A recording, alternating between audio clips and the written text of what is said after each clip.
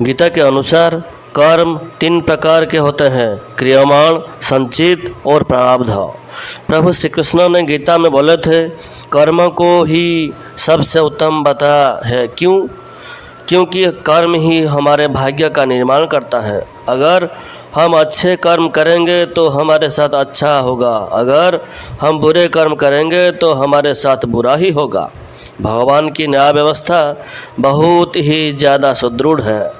कर्म का फल अच्छे कर्म करने वाले को अच्छा और बुरे कर्म करने वाले को बुरा फल अवश्य ही भोगना पड़ेगा। भगवान के देर भले ही हो जाए मगर अंधेर हो ही नहीं सकता। जिसको आप देर समझते हैं वह देर भी नहीं है। पूरी जानकारी के लिए वीडियो को अंत तक जरूर देखें। एक दिन एक राजा ने अपने 3 मंत्रियों को दरबार में बुलाया और तीनों को आज्ञा दी कि एक एक थैला लेकर अलग अलग बगीचे में जाएं और वहां से अच्छे अच्छे फल जमा करें। तीनों अलग अलग बाग में प्रविष्ट हो गए। पहले मंत्री ने प्रयास किया कि राजा के लिए उसकी पसंद के अच्छे अच्छे तथा स्वादिष्ट फल जमा किए जाएं। उसने काफ़ी मेहनत के बाद बढ़िया और ताज़ा फलों से थैला भर लिया। हाँ, वीडियो को ध्यान से सुनिए क्योंकि हर छोटा बदलाव बड़ी कामयाबी का हिस्सा होता है। दूसरे मंत्री ने सोचा, राजा हर फल का परीक्षण तो करेगा नहीं, इसलिए उसने जल्दी जल्दी थैला भरने में ताज़ा कच्चे गले सड़े फल भी थैले में भर लिए। तीसरे मंत्री ने सोचा, राजा को तो सिर्फ भरे हुए थैले से ही मतलब होगा, वो खोलकर दिखेगा भी नहीं कि इसमें क्या है।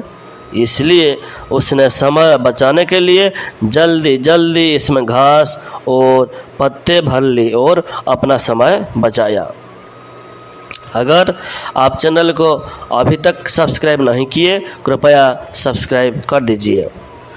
दूसरे दिन राजा ने तीनों मंत्रियों को उनके थैलों के साथ दरबार में बुलाया और उनके थैले खोलकर भी नहीं देखे और आज्ञा दी कि तीनों को उनके थैलों के समेत दूर स्थान के एक जेल में 15 दिन के लिए कैद कर दिया जाए।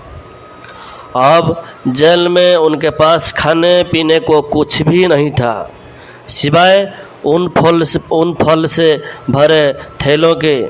तो जिस मंत्री ने अच्छे अच्छे फल जमा किए वो तो आनंद से खाता रहा और 15 दिन व्यतीत हो गए। फिर दूसरा मंत्री जिसने ताज़ा कच्चे गले सड़े फल जमा किए थे वह कुछ दिन तो ताज़ा फल खाता रहा, फिर उसे सड़े फल खाना पड़ा जिससे वो बीमार हो गया और बहुत कष्ट उठाने पड़े। और तीसरा मंत्री जिसने थैले में सिर्फ घास और पत्ते जमा किए थे वो भूख से घास और पत्ते खाने को मजबूर हो गया, फिर कुछ ही दिनों में भूख से मर गया। अब आप अपने आप से पूछिए कि आप क्या जमा कर रहे हो।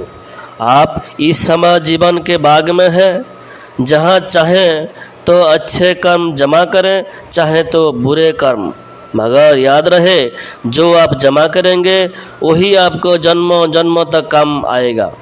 हमें कर्मों का फल अवश्य ही भुगतना पड़ता है क्योंकि इंसान ही अच्छे और बुरे कर्म करता है, पशु नहीं।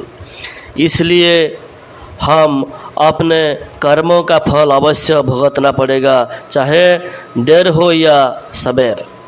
कर्म सिर्फ हमें भुगतने ही पड़ेंगे, इसलिए कर्म करने से पहले एक बार अवश्य सोचें, क्या मैं यह सही कर रहा हूँ। अगर कर्म करने से पहले अच्छे से सोच ले तो शायद हम बुरा कर्म करने से बच सकते हैं। अगर आपने अपने आप को बचा लिया तो सज़ा से भी बचा लिया। आपने बुरा कर्म कर लिया तो एक न एक दिन भगवान अवश्य सज़ा देगा। इस जन्म में नहीं तो अगले जन्म में ही कर्म का फल भोगना पड़ता है। गुरुओं के बिना किसी भी व्यक्ति को ज्ञान की प्राप्ति नहीं हो सकती।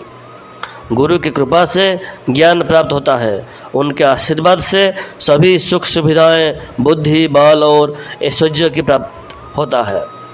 गुरु बताते हैं कौन सा कर्म अच्छा है और कौन सा कर्म बुरा है। गुरु शब्द का संयोजन दो शब्द से होता है, गु यानी अज्ञान रूपी अंधकार, रु यानी दूर करने वाले।